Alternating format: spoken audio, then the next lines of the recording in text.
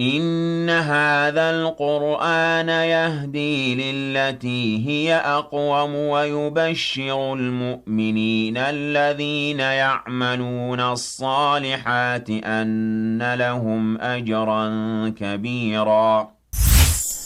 الحمد لله وحده والصلاة والسلام على من لا نبي بعده. abalungi abatulaba tukyagenda maaso n'omusomo gwaffe okwatagana n'empisa z'omubaka Muhammad alayhi salatu wassalam nga tulaba ebyokulabirako ebyenjawulo mu mpisa z'omubaka alayhi salatu wassalam, era nga tuzze tulaba nti omubaka yali mutawadi, yani yali mukakkamu, yalina sifatu rahma, yalina ekisa, nga wakisa eri abaana abato, nga wakisa eri abakyala, wakisa eri abanafu, abantu abanafu nga abaavu, abalema n'abafaanana bwe batyo. Si ekyo kyokka nga wakisa omubaka alayhi salatu wassalam hatta bilbahaim, ne eri ebiki ebisolo, ng'era wakisa omubaka Muhammad alayhi salatu wassalam. Ne tulaba nti eyo mpisa omukkiriza gy'ateekeddwa okuba nayo tugijja ku mubaka Muhammad sallallahu alayhi wasallam. Ne tulaba al-adl, obwenkanya. Omubaka alayhi salatu wassalam yali mwenkanya, nga obwenkanya abuteeka mu nkola nga tafuddeeyo nti ono wa luganda lwange, ono mukwano gwange, ono ki, wabula ng'ateeka mu nkola obwenkanya. Nabwe kityo naffe tuteekeddwa okubanga tuli benkanya mu mbeera zonna, mu mbeera zonna nga mazima ge galina okuba nti gatukulembera awatali kulyaza amaanya konna. Era twalaba ebyokulabirako ku nsonga ezo zonna.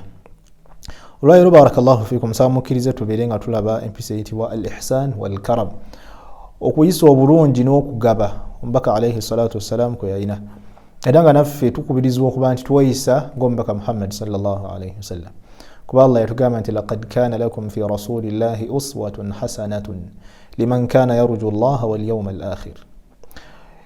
Nti Allah subhanahu wa ta'ala yatugamba nti mazima muyina ekyokulabirako ekirungi eri oyo yenna akkiriza olunaku lw'enkomerero era asuubira okusinkana Allah. Muyina ekyokulabirako ekirungi ku mubaka Muhammad sallallahu alayhi wasallam.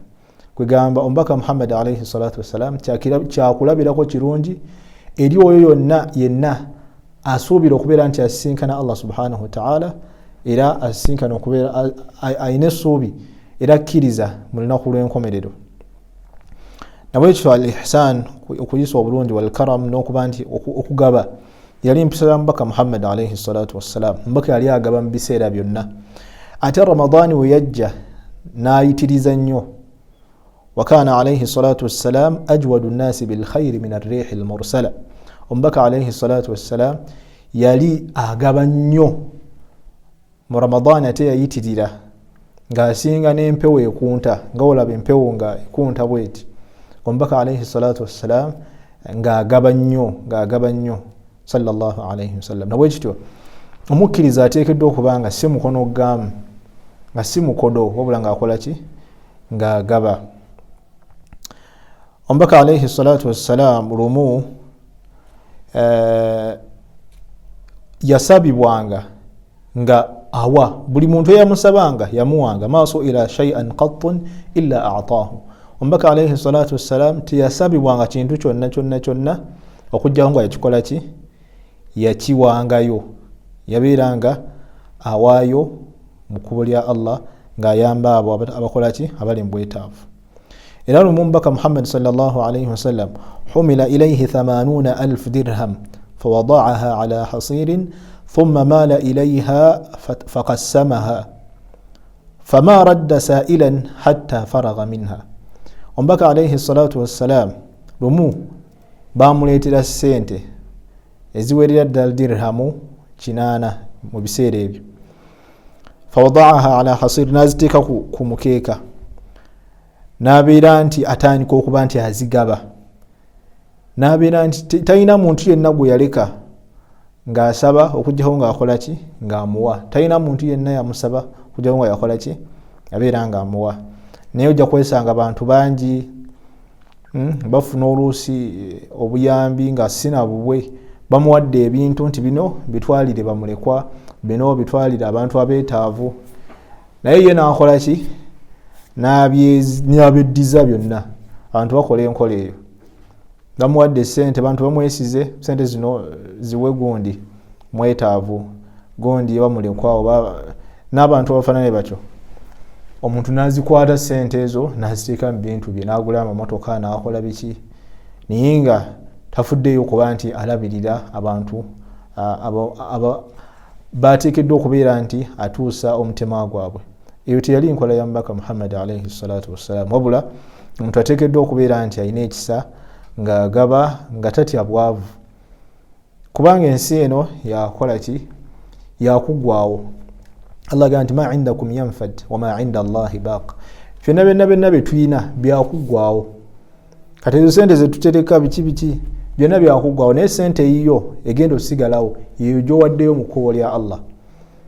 Eyo ssente gy'ogenze n'ogulamu ekintu n'okirya, oba n'ogulamu olugoye n'olwambala paka ne lukutuka, oba ssente z'okola ki? Z'owaddeyo mu kkubo lya Allah, ezo zezizo. Ate z'owaddeyo mu kkubo lya Allah zisigalawo paka, kuba Allah subhanahu wa ta'ala agenda kubeera nti akola ki? Atuwaamu ebirungi ebitaggwaayo. Namwe kityo nkubiriza omwoyo gwange nejja mu kubeera nti tubeera mu bantu abagaba. Tubeera mu bantu abagaba nga tebafuddeeyo kubeera nti bakola ki? Gamba tebatya bwavu. Okugaba tekuleeta bwavu, wabula buli bwogaba Allah akola ki? Akuwa. Ayi nno omulimu gw'ofuuka mukono gwamu nga togaba, era abantu abo batagaba Allah amuleetera ebizibu, aterese ssente mu bbanka oba wa wonna waziterese tayagala zigaba. Kyokka abantu beetaavu, abantu babooluganda n'abalala tasobola kuba, naye ng'alina ezimumala ng'aterese entereke, Allah amuleetera ebizibu era ne zigenda, wadde tayagala kukola ki? Kuziwaayo, ne zigenda ku mpaka, n'alwala oba ne bazibba oba n'afuna ebizibu ebitagambika, okakana era nga ssente azifulumizza. So nga abakuziwaayo ate siga nti zonna ze tulina tuziwaayo, wabula ojjamu kitundu kitono noba nga okiwaayo mu kkubo lya Allah, Allah n'abeera nti akola ki? Akwongera. Allah agamba man dha alladhi yuqridu Allaha qardan hasanan fayudaa'ifahu ad'aafan kathiira. Ani oyo awola Allah oluwolo olulungi, Allah abeere nga akola ki? Amukubisizaamu olukubisa olungi. Allah tumuwole, buli woowa omuntu manya nti owola Allah era ajja kuba akusasula ku yawma al-qiyama. Nabwe ekyo nsaba mukkirize tubeere nga tukoma wano nga nkubiriza obulungi bwange nejja mmwe okuba nga tufaayo okuba nti tubeera mu bantu abagaba. Wallahu a'la wa a'lam wa barakallahu fikum. Wassalamu alaikum wa rahmatullahi wa barakatuh.